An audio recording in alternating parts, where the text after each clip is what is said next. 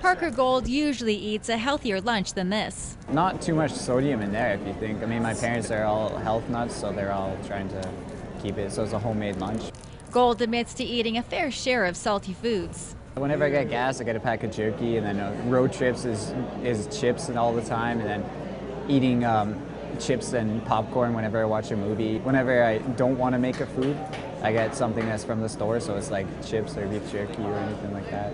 You can learn certain habits in college, and if you don't modify those habits, and then later in life you develop these conditions, like you become obese, and you have other cardiovascular risk factors like smoking and high cholesterol, diabetes, etc., or specifically if you develop high blood pressure, then sodium reduction, sodium restriction becomes paramount. So Gold was surprised when he learned how much sodium was in his bought lunch.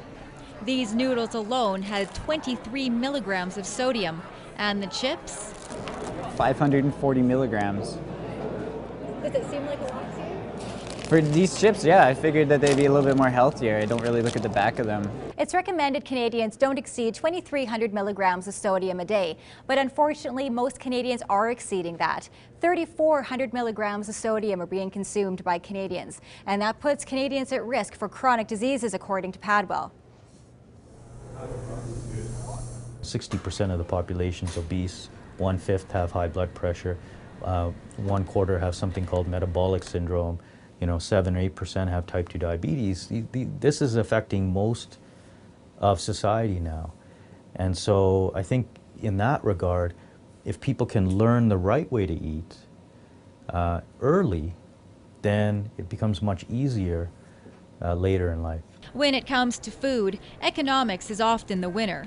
I would imagine that it's easier and economically more viable to produce those types of foods and sell them, and consumers will buy them because they can sit on the shelf for months, years before they need to be consumed. I mean, like, it is cheaper. Students can't really go to the market all the time and buy all the expensive healthy foods and then get the time to make the food or whatever they need to do to make it. Padwell wants students to be aware of their health risks when it comes to sodium.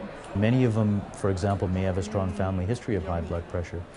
And, for those individuals, it's important to be aware of your parameters, blood pressure and blood sugar and other things. And, if you are even a little at risk, then sodium reduction, avoiding these types of foods and eating healthier is very important. Tammy Karatchuk, Shaw TV, Capital Region.